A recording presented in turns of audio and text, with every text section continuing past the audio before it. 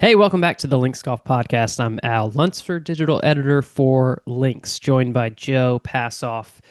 Hope this episode finds everyone well, properly adjusted as we hit daylight savings time. Although Joe is in Arizona and is a non observer of such silliness. Trivia for you, Joe. Arizona is one of two states that doesn't observe daylight savings time. Do you know the other state? Well, I'm going to throw out Hawaii. That is correct. Hawaii and Arizona say no, thank you. We're not going to reset our clocks. You guys are going to have to work around us. So Arizona stays on mountain time, mountain standard time. Is that right? Correct. Okay.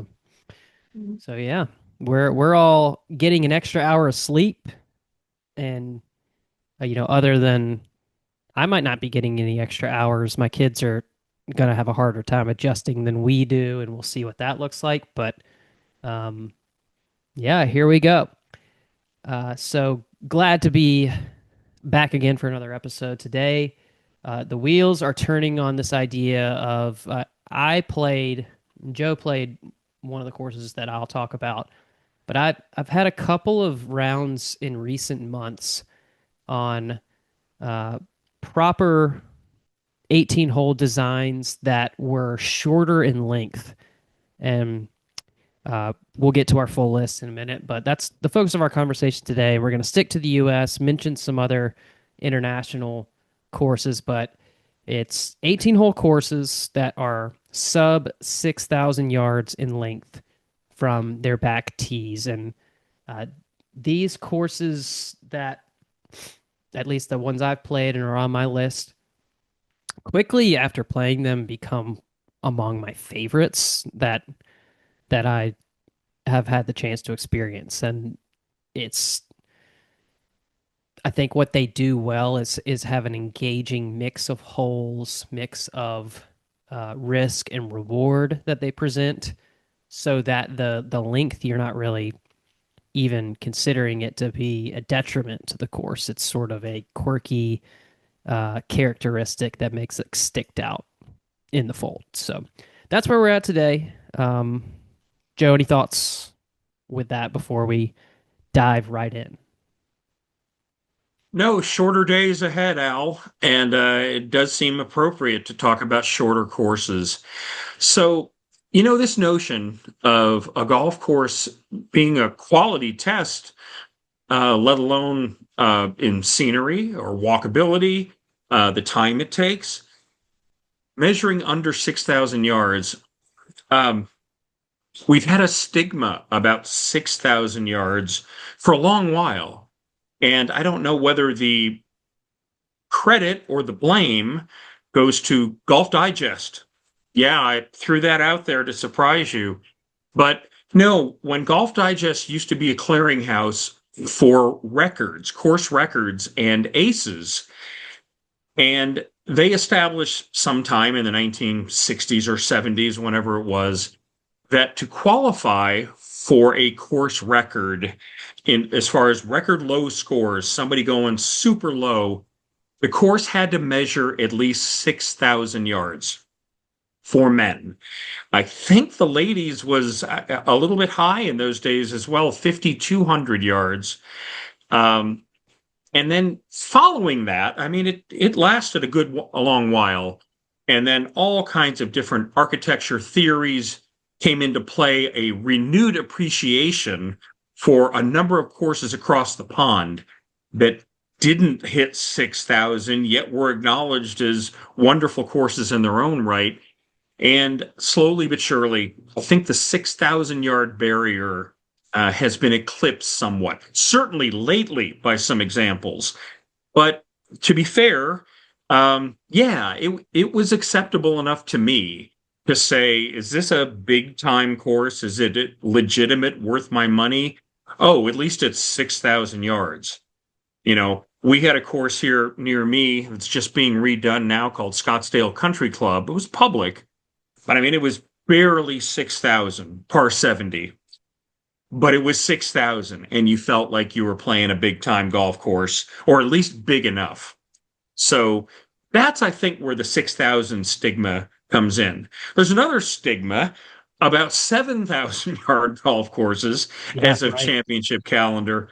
Our topic today is going a little shorter and finding some amazing quality in a smaller package. Yeah, there's the whole idea of the championship length golf course and that 7,000 yard barrier.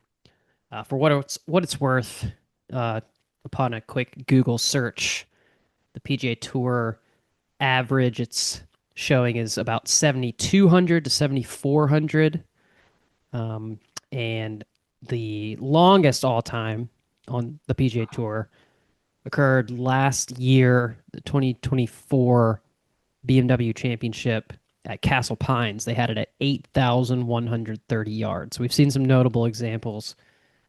Tigers building a new course in Utah that's over 8,000 yards.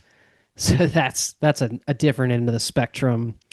And as equipment has advanced, technology, people hit it further. Even the average golfer hitting it further than they've ever done these days. The courses that are being built and the length that people normally play at is mid 6,000. So uh, I like these designs for what they offer, because and the course you mentioned in Arizona, it was playing to a par 70, so you're not feeling like you get some advantages if there's a several par fives. Like a lot of these courses we're going to talk about today have maybe one par five or a couple. So it shifts the dynamic of the challenge. Just because it's short in length doesn't mean it's short in challenge. Or quality. That too. Before we get into all that, as people may know by now, we are sponsored this season by Tourism Ireland. And you can visit ireland.com/golf for all your Irish golf needs, wants, desires. If you want to read about the golf offerings in on the Emerald Isle, that's where you go. I'd point people. We've been doing this, each episode we've been pointing people to different articles that we've written on Ireland. One today I thought was interesting was one did a few years ago, maybe a couple of years ago, from David DeSmith, the golf and whiskey tour of Ireland. Obviously, whiskey, another big tourist draw in that country. And this article sort of different than we normally do. We actually um, we listed the distillery tours that you can take in Ireland, and then offered some recommendations of where to tee it up when you're in each respective neighborhoods. So it's more so focused on the drink and the atmosphere of whiskey tasting than it was golf. But being the golf brand that we are, we have our own little golf spin and tie to it.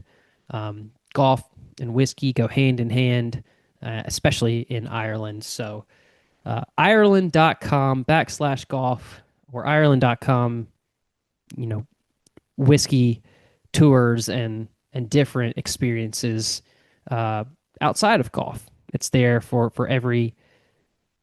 anything you can think of to plan your dream trip to the Emerald Isle. Go and visit there. Ireland.com/golf for the golf side of it.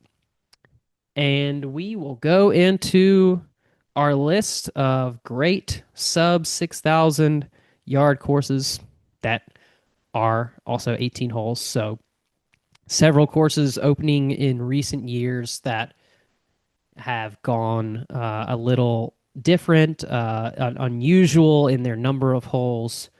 One I'm going to talk about first, is a golf resort that is now adding a 12-hole course, but they have an 18-hole course that's sub 6,000 as well. Coin flip, you want me to go first? You want to go first? No, go ahead. Fire away, Al. Sure. Well, let's go back to, we Sand Valley is still fresh on both Joe and I's minds, and the 12-hole course I was referring to that's opening up there is called the Commons, which has a nice mix of middle length holes, par threes, par fours, par fives. But I want to talk about a course that opened in 2024 from Tom Doak that had been in the works for a long time before it finally opened, and that is Sedge Valley. So par at Sedge Valley 68, length from the back orange tee 5,829 yards. And as we mentioned, a single par five on this course, playing front 933, back 935 for a total par of 68.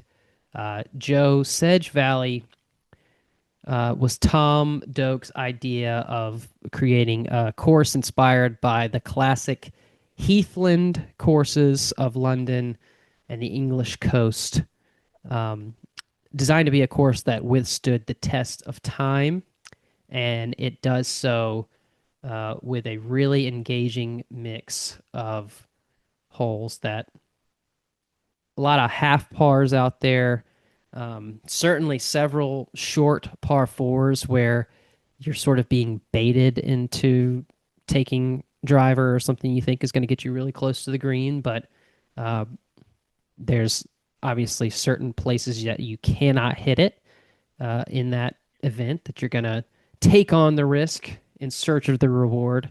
There's a big risk involved. So Sedge Valley starts out with four consecutive par fours that all offer a little bit different. The first is sort of a gentle handshake that gets you out a mid length par four. Second is a little bit longer, but offers a big ridge crest that you hit over, and your ball kicks down and can get close to the hole for an easy chip and putt.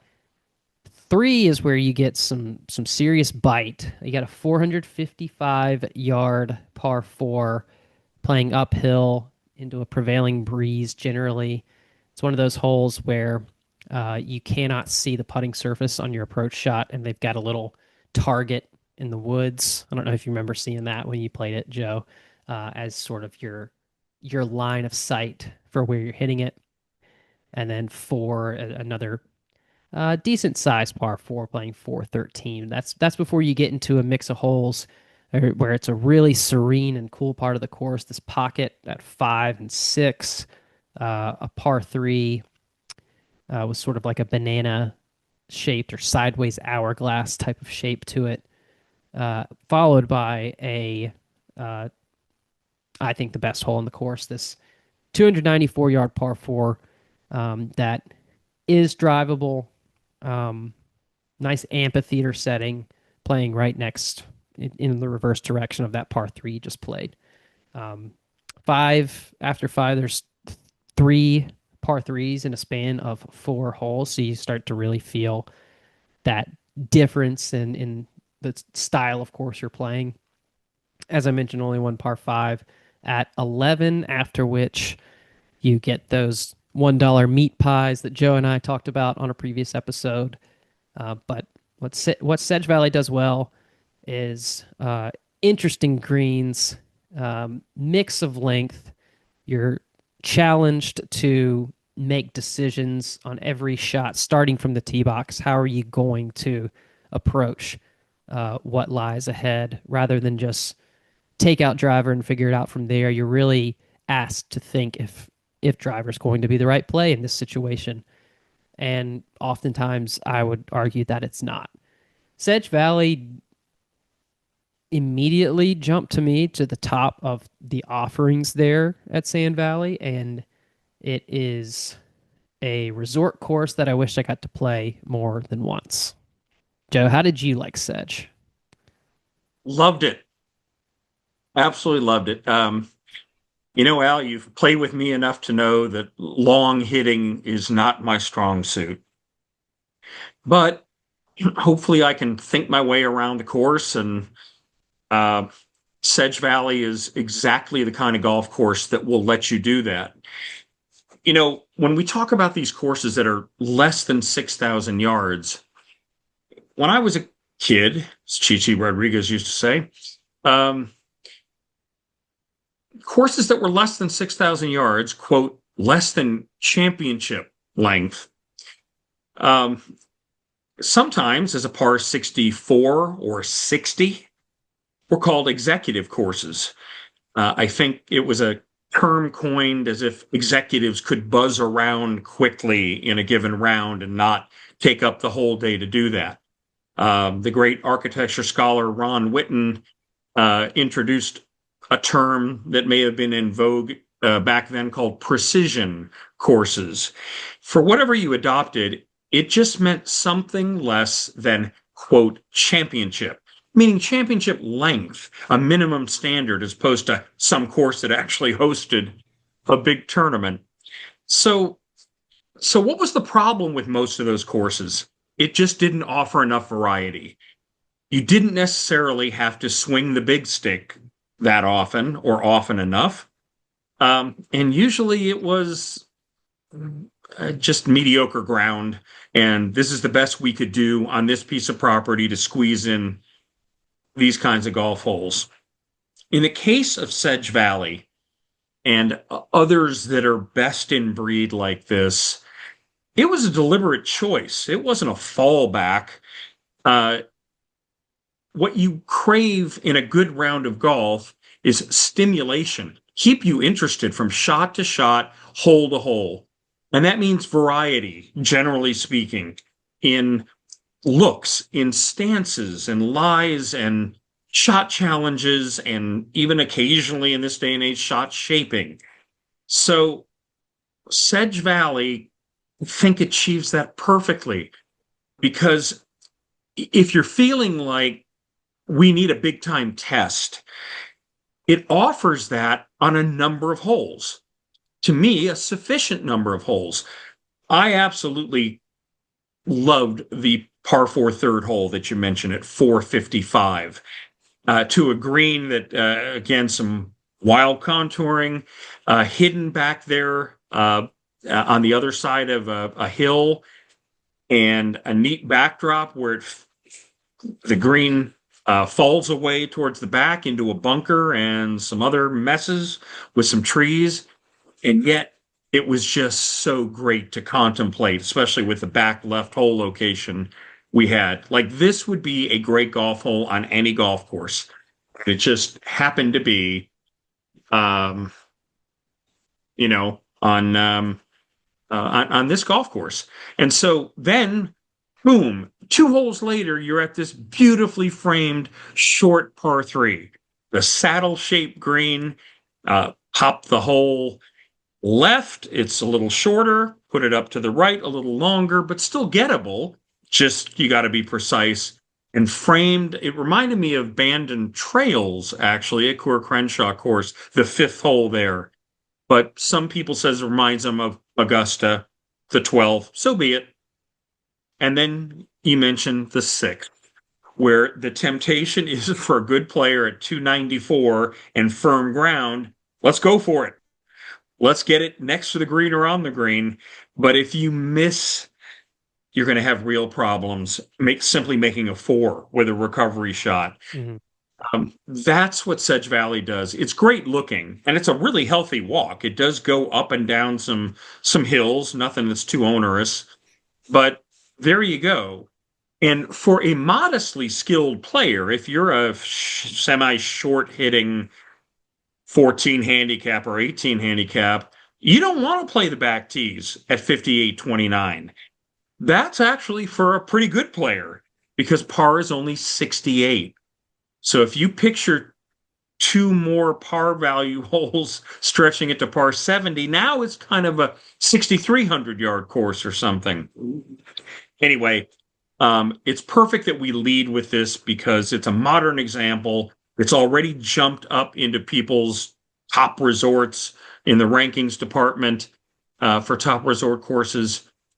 Absolutely fabulous in its execution and its conception. So, yeah. Yeah, you mentioned the term precision course. I think that's what Michael Kaiser had said, that the Commons was sort of the idea there. It's worth mentioning too that there's 5 par 3s at Sedge Valley, and none of them feel very similar to one another. They all distinctly stand out, especially the two that play back to back on the front side, 7 and 8. Um, 7 at 144. So sort of a drop shot, a little bit of a forced carry. But I remember there being a nice slope on the right side of the green that could kick the ball back towards the hole. And then 8, 227 down the hill, almost as long as some of the short par fours out there. Excuse me. So A perfect example, Al, because the contrast in those two holes, the 144 shot on 7 does call for a force carry, basically, up to this little green that's shelved into a sand hill with trees hard on the right. Okay, I can handle that, appropriate length. Then you get to the next hole, it's 227 from the tips, and I'm thinking, oh man, I actually, in this, in my era, my day right now, I don't know that I can handle 227. But then when you discover that the last 50 yards or so are downhill to the green with firm, close crop turf, you're like, oh, yeah, all I really need to do if I can't carry 227 shot is carry it 165. Yeah, mhm. I got that in me. And let nature and the ground do the rest of it. Two back-to-back par threes couldn't be any more different. Options, variety, sand, firm turf, the things that people gush over with golf courses. Sedge Valley has every bit of it, and encourage you to go to the Sand Valley website. They what they do so well with their courses. They have that course preview feature where you can scroll through hole by hole each shot that's being played. That's a great way to preview that golf course. All right, let's move on to another course from your list, Joe. All right, Al. We're going east in the southern part of Maine, and I'm going to start with a course called Cape Arundel. Uh, you maniacs out there in the state of Maine want to correct my pronunciation, please do. I know it as Cape Arundel, and Cape, I think we can agree on the pronunciation. Not sure about Arundel. So it is in Kennebunkport, Maine. Pretty famous region for vacationers, right on the coast. And it's probably it's probably best known as the home course for George Herbert Walker Bush. 41 U.S. presidents, and then 43, George W. Bush would join him quite frequently at the family compound and get together for uh, great fun, and inevitably during the summer, and it is a great summer location, they would be joined by some famous friends. Whether it was Jim Nance or Fred Couples, who were very frequent guests over the years, and many, many others. Davis Love, and then a guy named Phil Mickelson, who has the course record of 60. Okay, what's going on with Cape Arundel? Or Cape, I'm going to just call it Cape Arundel. So Cape Arundel is actually best known as a Walter Travis design. Walter J. Travis. He is an architect of note, designed Westchester Country Club, uh, a couple of great golf courses in New Jersey, and was a fabulous player. They called him the old man. And what he did was between 1919 and 1923, he revised the existing 9 that had been built in 1896 and added 9 new holes. So, what makes Cape Arundel a must play is its museum piece ambiance, quirky, mound dotted layout, and kind of a timeless, peaceful aesthetic. Now, when you talk about President 41, George H.W. Bush, here's some little presidential golf trivia for you. that I'm gonna lay out there. Of course, his maternal grandfather was a USGA president, George Herbert Walker, and his father was president of the USGA. So HW, number 41, played off an 11 as a young adult, but in his presidential years, he consumed himself with speed, not score, and liked to play very fast. Now, while president, he struggled with putting until one summer in 1989, on a Saturday in July at Cape Arundel, his home club in Kennebunkport, Maine, Bush tried out a long 52-inch polecat putter and promptly drained a 20-footer on the first green.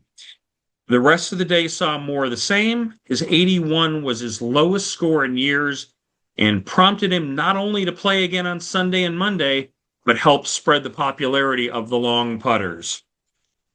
Whether we credit him or blame him, Cape Arundel is really, really a blast. It's close to the coast, so you get sea breezes, but it doesn't actually touch any of the sea.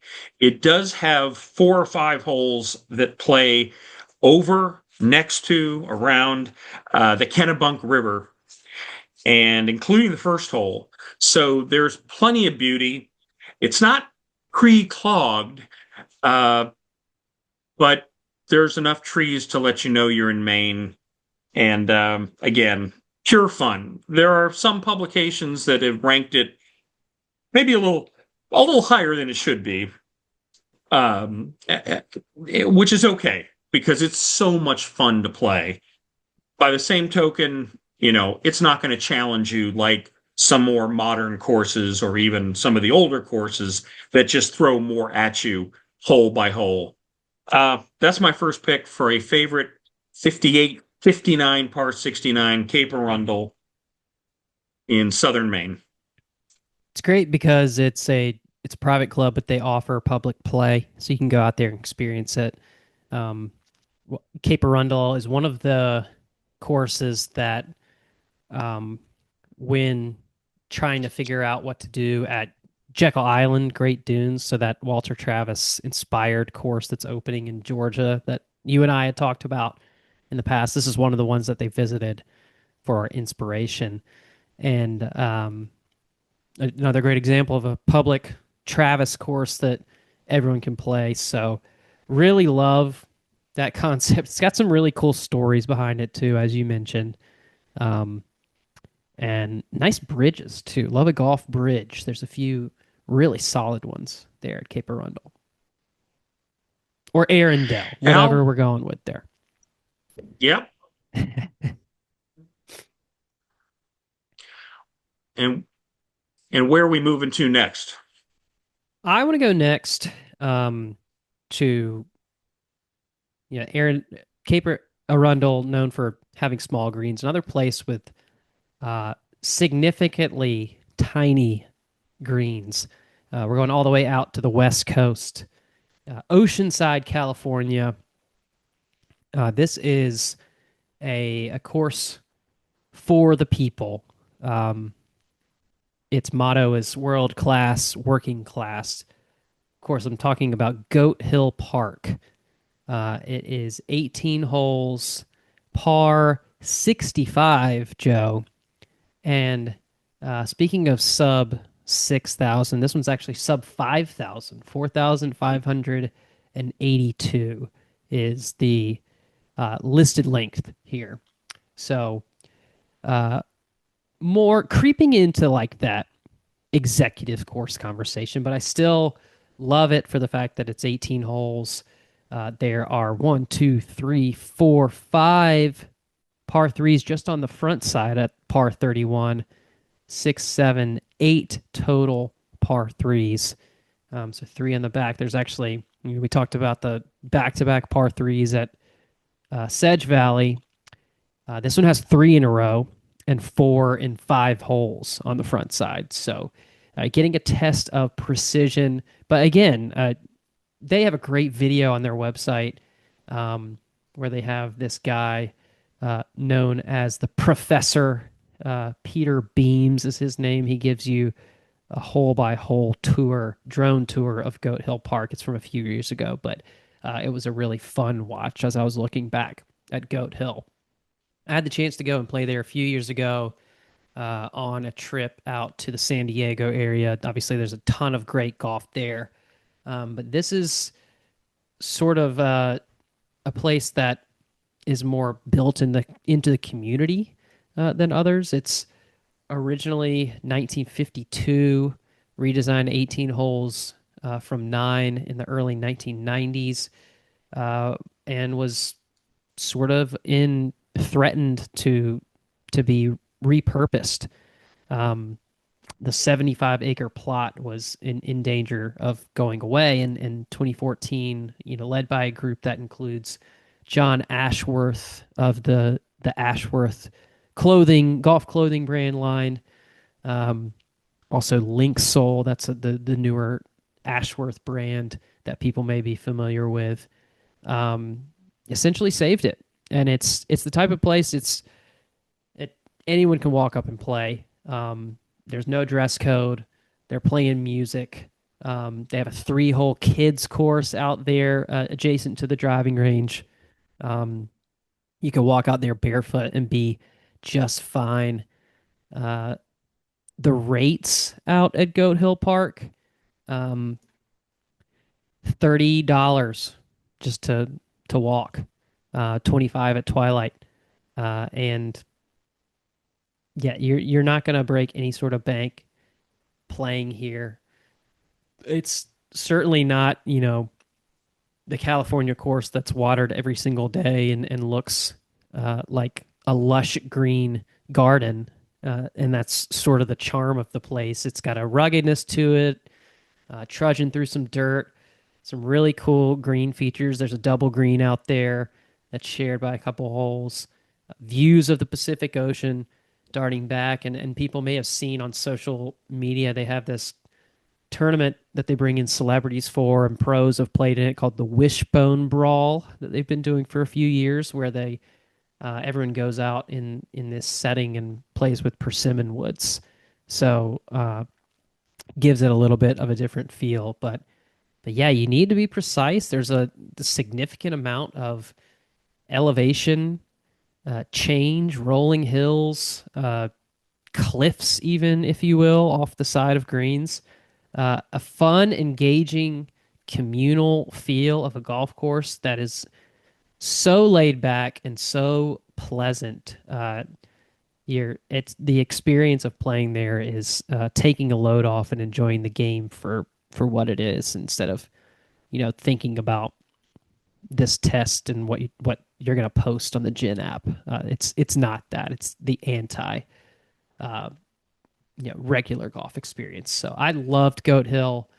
I can't wait to get back there and play someday, having only done it once, but it would be the type of place that you could just go out every single day, every single evening, and um, meet the members of your community and just have a great time playing golf. I loved Goat Hill. Al, that's about as ringing an endorsement as you could give for a golf course. Wanting to go back, in enjoying the engagement of the people that are there, uh, especially the locals. It's one of those things where you don't necessarily want to have it overrun from tourists, but how can you not wave the flag for a course like this? And so if folks were headed west for whatever reason, including a golf vacation, and wanted to do Torrey Pines or Omni La Costa and some of the big time places, well, again, do them, but consider this an absolutely worthy bargain, where you get the essence of California golf, the laid back vibe, really the essence of California, and the ocean breezes, the ocean views. A lot of walkers at this golf course. Stretch your legs a little bit because it is hilly.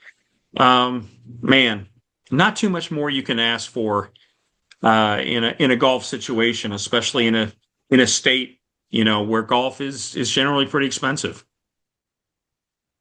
And good driving range too, if you just want to go out there and pound some balls, and a disc golf course as well on the property. So if that's more your speed and that's the type of golf you play, they have that on offer. It's just laid back California. Uh, the whole feel is just really cool, and a nice clubhouse and patio setting for lounging before or after your round. Um, okay, number two for you. Al, we're going down south, and we're going way down south to New Orleans. Sorry, folks. Yes, we're New Orleans, and one of its most famous parks is called Audubon Park, and it's been around since the 1880s. The park itself, maybe even earlier than that. Golf in the park dates to 1898. And I experienced this about 20 years ago traveling by streetcar to the golf course. And it may still be the only course in the US that is accessible by streetcar. And however you arrive at Audubon Park Golf Course, it is worth the journey. So, like our California example, Goat Hill, this is a smaller course. It is only a par 62, 4,220 yards, and it's located in the Garden District. And between the quality of the golf and the views, and I'll get to, so it had been a championship course for most of its existence, but run down, too hard to maintain, and the rest of it. And architect Dennis Griffiths came in, and he was a very busy fellow all over the world in the 90s and into the aughts. So he reworked the course in 2002, shortening it from championship length but tired layout with not many interesting features into this 4220 par 62. And while it's an executive length, there's plenty of lagoons and bunkers to keep things interesting, keep you on your toes, whatever hole you're playing, whatever club you're hitting.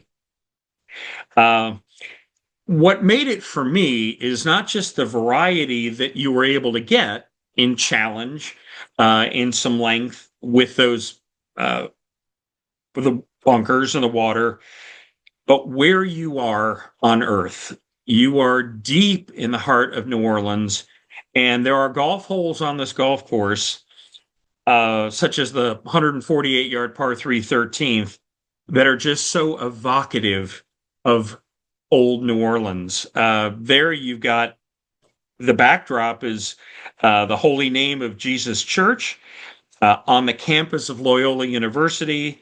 You've got buildings in view from Tulane and Loyola, and one gorgeous gnarled live oak after the next, dripping with Spanish moss and those crooked, curling branches. It's just like we are in New Orleans. This is the Deep South, and you're having fun. Best of all, it acts like a park actually should, a golf course in a park. It was the park itself was the site of the World's Fair in 1884, and the renowned Audubon Park Zoo is located right across the street.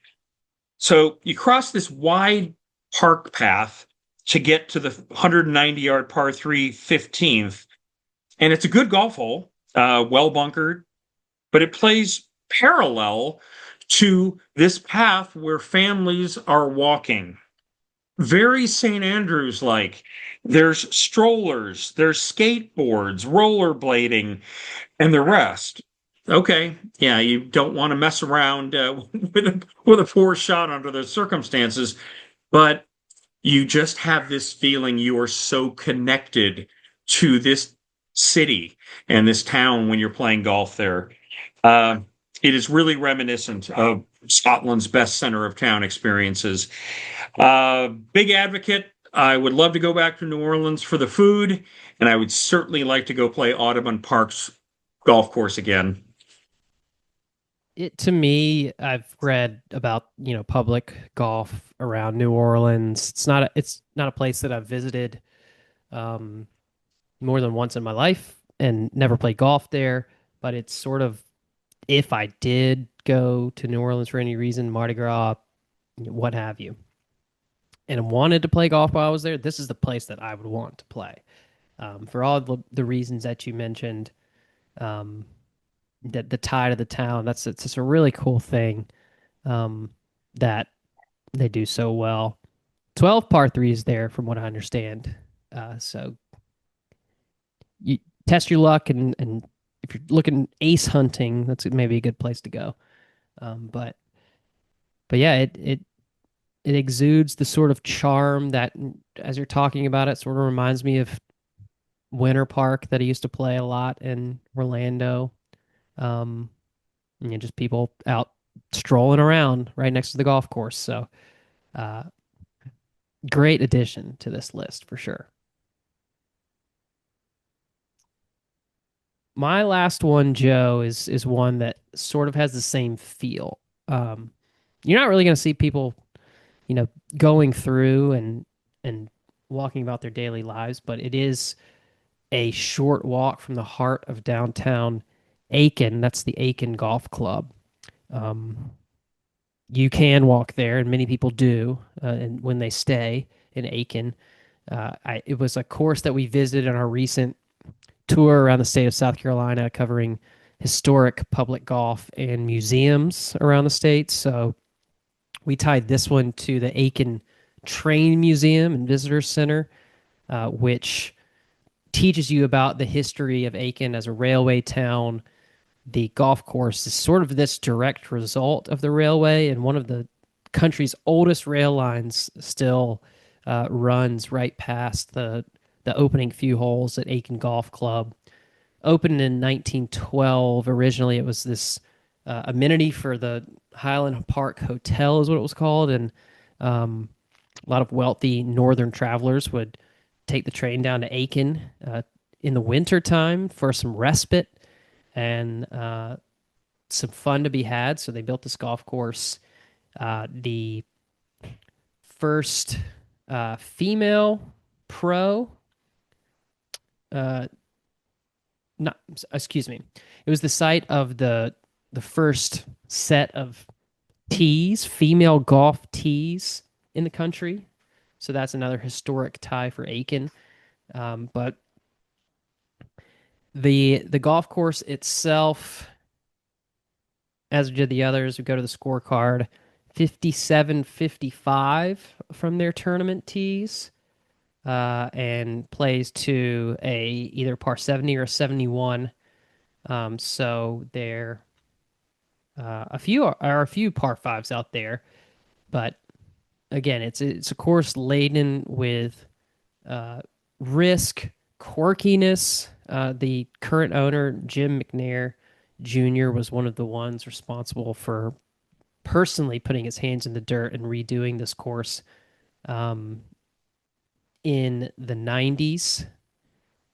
And it's the type of place that has bunkers, the size of a trash can lid in places, other sweeping, like washed out waste areas, sort of Pinehursty feel. It is Aiken being very close to Augusta. You get the sense of the hilliness there, drops in elevation. Um, it starts with a par four that plays to a double green shared by the 17th hole coming the opposite direction. So right out of the gate, you're in for something different. And the charm that this course has isn't like really many places I've ever visited and played. It's um, got an aura, you're an air of mystique to it. Uh, Always searching for what lies on the next tee box and for each hole. Uh, and while it has parallels to Augusta, it's sort of the polar opposite in terms of access where you can go out and walk for $30 and play. Uh, at most you're going to pay 55 on the weekends and holidays to go play at the Aiken Golf Club. Um, Very well maintained, well kept. Uh, One of those ultimate hidden gem type of places. Cool clubhouse. Even have a putting course out the back that sort of reminds you of some that you've seen across the pond that do that so well. But uh, Aiken, it's just the best. It's definitely immediately went into like my top 10 favorite courses that I've played. Again, more high praise. I mean, Very high really high praise. praise. Yeah. The Yeah, highest it's of any on this list. This is the, I said I love them all, but this is the one that I say put at the top of anyone's list. yeah, Al, Aiken Golf Club will get more and more and more publicity because there's so many great new clubs and courses opening in the Aiken area. Most of them are private. So when you think of Old Barnwell and Tree Farm and 21 Golf Club coming online soon and so forth. And so we're going to get to Aiken, and then to have this gem at your disposal. If you're just staying in the area, if you want a little quicker round, whether it's the focus of your trip or as a rival getaway kind of thing. Um, you mentioned charm, and I think about this. It just with the aesthetics and the hills and enough variety, that's character. The old Southern Railway lines, like that leads to memorability. That gets you pumped up about playing it and coming back to play it again. And so if it's missing that one last ingredient of supreme challenge, now, does every golf course have to have that? Does every golf course to be wonderful and adored have to have the potential if the US Open decided to come here? No, it does not. The fact that you can buzz around here a little quicker, it's a great walk. Um, yeah, I can see why it made your top 10. I have been there, I have walked around it, have yet to play it, but the fact that you rank it so highly in your own personal list means a big incentive for me to get back and actually play it. It's definitely a course where you can play like most holes that are the par fours or par fives with driver, but several times you'd hit and figure out where your ball ended up in relation to how you need to get to the hole, and sort of like think like, man, I actually if I could go back, and even if you hit a go button, like maybe if I could go back, I would actually hit a different club there, knowing now, what the positioning is, and that can vary day to day.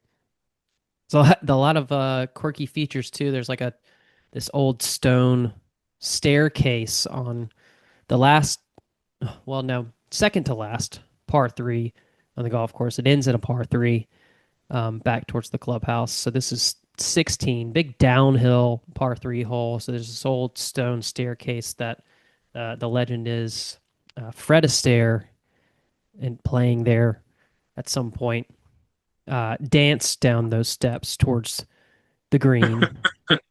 Uh, so, but now there's sort of a, if you're going to do it now, there's a gap where the stone is sort of broken. So be careful, because I was trying my best to run down these stairs, and then realize there's like a crater in the middle of it. So be careful if you're going to try to take that on. But yeah, Aiken, one of those places. You mentioned all those great private clubs in that area that have opened up, that will open their doors around Masters Week. But the Aiken Golf Club is another popular place for Masters Week. But just in general, if you're looking for a place to go that is accessible and that is absolutely fantastic, this is a great option that I would encourage anyone to go visit. All right. On to your last, we'll mention a couple others, as you said, international, and then there's one we right before we started, we both noted that we just wanted to throw out there. So go Want ahead. to do that now? We can, sure. Yeah, yeah. The one that we had not listed that Joe and I both I've not played there. Joe, it's been a while since he's been to Pinehurst, so he's not sure if he's played. But number three at Pinehurst was one that jumped into my head in that sub 6,000 category that a lot of people talk about. It's 51.55 for the yardage, par 68, and it's sort of considered this number two light type of feel. So a lot of the shot variety that you may see on the big championship number two design, many of those Donald Ross characteristics you'll see at number three, but just in a tinier on a tinier platform. So and then small greens. It says that the minuscule elevated greens average just 4,500 square feet. So again, sort of that precision type of course. It's the shortest at Pinehurst.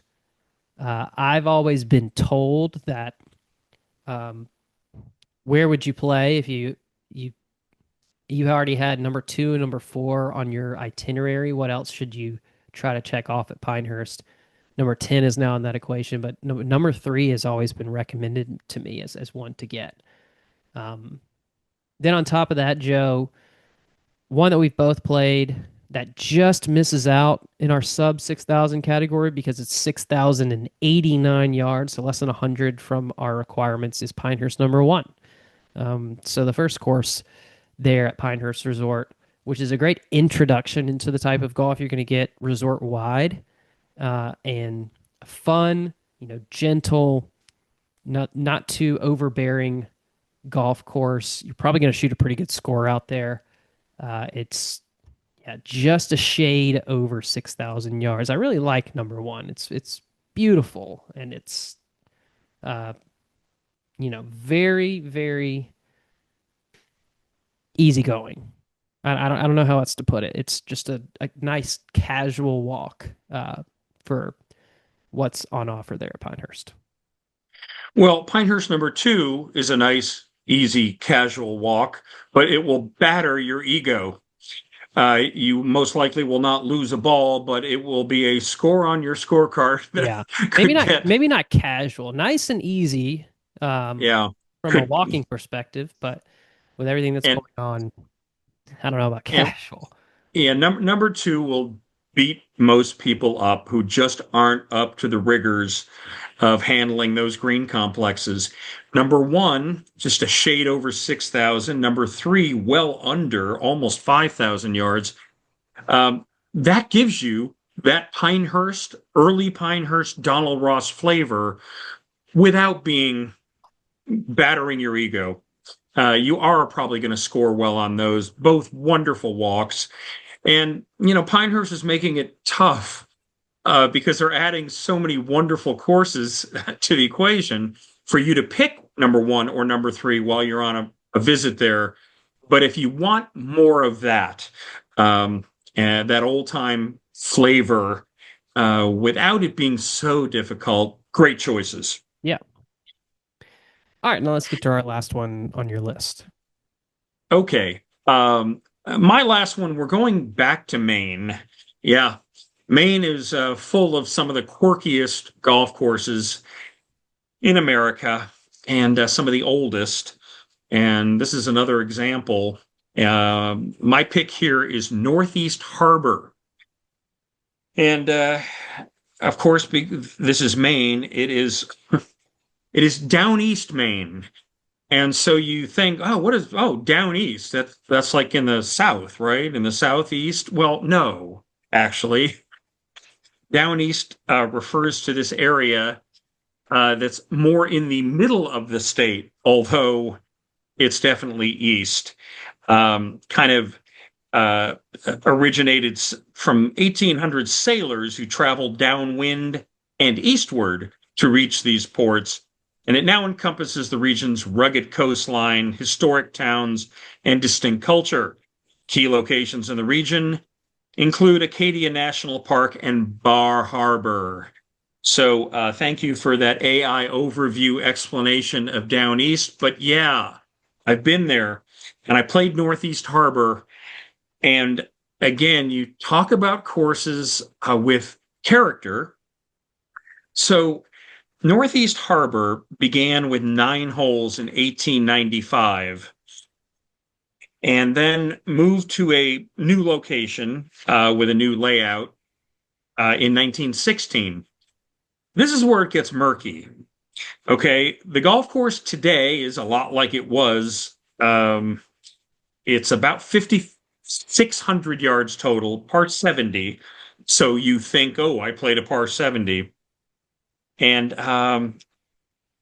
architectural credits, I have several superb sources that gave credit to Donald Ross, including revising 9, adding 9 in 1916, or Donald Ross coming in 1922 and adding 9. I mean, we're talking some pretty unimpeachable sources. One great architect that does a lot of restoration work on Donald Ross courses. Another a book author and architecture scholar who won the USGA Book Award for his research on Donald Ross. Give Ross credit. The club itself does not give Ross credit and instead credits the final 9 of 18 holes to another Golden Age great, Herbert Strong. All right, nowhere near as well known or well respected as Donald Ross, but Herbert Strong was no slouch. Englishman who was an excellent player, finished in the top 10 in the US Open, and also designed courses in 6, 7, 8 states that hosted majors. Canterbury Golf Club outside of Cleveland, Ohio. Engineers Country Club out on Long Island. The old course at Saucon Valley, Bethlehem, PA, hosted several Women's Open and Senior Opens, USAMs. Those are among his designs. So this guy was an excellent architect. Herbert Strong versus Tom Doak. Can anybody tell the difference in architectural style versus holes? It's difficult because of the nature of this golf course. It doesn't look like it had a whole lot of architectural pedigree at all because the holes are quite narrow, 2 very small greens, and most of the fairways are framed by some of the hugest trees I have ever seen and played amongst. And I've been out to the California Redwoods that we've talked about. Al, little quiz for you, trivia time. Do you know what Maine's state nickname is? The Lobster State. Yeah, great guess. It's right on the Atlantic coast. No, it is called the Pine Tree State. Okay. I should have gotten And that so with the context of even though this. Northeast, even though Northeast Harbor is near Northeast Harbor and one of the loveliest inns I've stayed in, the Astaku, right on the water, the golf course doesn't touch or see the water. Instead, you play through these massive, massive pine trees. I came home from my trip there with a pine cone that I had popped in my golf bag that was the size of a football. It made the pine cones that I collected at Pinehurst look like golf balls or softballs. Anyway, so there are a lot of holes at Northeast Harbor that play in the 320, 330, 290 range, but you don't dare hit driver. They're narrow or they dogleg, and so it's very old-fashioned golf that you tee off and hit something precise in the 180 to 200 range. Set yourself up for the next one.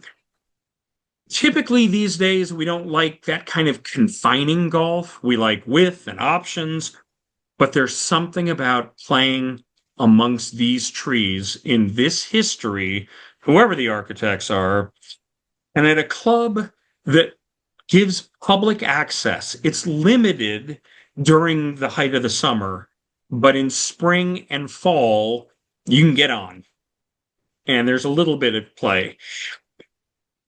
The club vibe was close to a super exclusive old money private club in New England. Like all the members' ancestors came right off the Mayflower, as any I've encountered, and yet it was public access. So the facilities are quite modest. Clubhouse is basically nothing more than change your shoes and off you go. Um, but it has such an incredible sense of place, of timelessness, kind of golf we don't necessarily celebrate as much anymore, but because it's so natural. After World War II or during World War II, 9 of the holes went fallow. They just couldn't afford to be maintained. Eventually, in the 70s, members started to bring them back one by one. And for 20 to 25 years, they had a 15-hole golf course. Finally, towards the end of the last century, great New England architect Jeffrey Cornish came in and, with a little bit of financial help, rebuilt the last 3 holes. They don't look much like the other ones, which in my opinion is a detriment. And 15 holes was almost the ultimate of quirk before the new breed of 14 holes, 17 hole, 19 hole courses. Now it's 18, and you're glad that it's 18. So if you have the chance, you're up in Maine playing Cape Arundel or others, don't sleep on Northeast Harbor. It's a really cool area and a really cool golf course. It does look great. You can scroll through the hole by hole images on their website. It looks really fantastic amongst all those huge trees that you mentioned. We had talked about this course in Peace, Maine's Island Golf Courses. That's on our website as well. Uh, but don't let that fool you. Like Joe said, it's not on the water. It's very close to a harbor, Northeast Harbor, in fact, and but um, very inland type of feel. It seems like, and a great addition to this list, Joe. I've been looking for a reason to get to the Pine Tree State, as they say. So I got a couple on the itinerary right here. That you do. And Maine's got some other great courses, including a few in the mountains, and then that Robert Trent Jones Jr. designed. Samoset, near Kennebunkport, is right on the water, Yeah. and pretty strong in its own right. But typically, we don't have a lot of discussions about Maine golf. Hmm. Well, good that we're here now. Any further discussion that you want to cover? I know you've alluded to some stuff across the pond. Al, we've taken up enough time. I know I'd love to go on about courses like Dunaverty in Scotland. They're a favorite of David Maclay Kidd. That's par 66, 47.99. Total quirk, lots and lots of amazing sea views. Course, the Queen's course at Glen Eagles hosts huge tournaments at the resort. The Queen's might be my favorite of all 3 courses there, just a shade under 6,000 yards. Um, and then a totally bizarre course. If you're ever in the Lake District of England, played here many years ago, Windermere, par 67, 51.22, was known then as the Mini Glen Eagles for its views of the mountains. A ridiculous golf course with tons of blind shots and heather and bracken and rocky outcrops. Not too much risk reward when you can't see where you're going, but you're so delighted by the challenge presented and the aesthetic that you say, okay, I'm embracing quirk today. And that's Windermere in England's Lake District. So that should do it for me. Was trying to look and see if I could tie this back to an Irish course that played under 6,000 yards. I don't know that I'll get to that one because in my limited research just now, I couldn't find one. Um, one I did find, uh, which is in Aberdeen, Scotland, Mercar golf links that we've done um, a piece on before. It's we have it clocked at just under 6 yards from the visitors' tees, but all the way back to 6,500 from the championship competitors' tees. So um, maybe on that fringe borderline as well. But listeners, what did we miss? What would you add to this list? If there is a course that qualifies, sub 6,000, 18-hole course, have you played any of the ones that we talked about today? Let us know your thoughts. Do you agree or disagree with anything we had to say? We'd love Al, to hear from you. I'm gonna I'm gonna jump in right now because there was one that was on my mind as you started mentioning Ireland, Lahinch. The championship course, Old Tom Morris and Alistair McKenzie is marvelous. World top 50, deservedly so. But it has a sibling called the Castle course, 5488 from all the way back. Yes, A we got one. par of par of 69. And I remember being at Lahinch several times and kind of looking longingly like I wish I had the extra time to play the Castle course. So, folks, Lahinch is a lovely spot, an incredible town, gateway to all that great golf in Ireland and the Southwest. Gosh, take a couple of hours and go do its sibling, the Castle course. Look at that little piece of castle that borders the seventh hole there, too. That's really cool from Lahinch. Awesome. All right. Well, Ireland.com/golf. Get some Lahinch info and maybe get it on your itinerary if you're going on a trip there. Both the Castle course and the Old course at Lahinch. Joe, thanks again for a wonderful conversation today. Look forward to doing it again with you soon. Good talking short but sweet with you, Al. Till next time. Sounds good.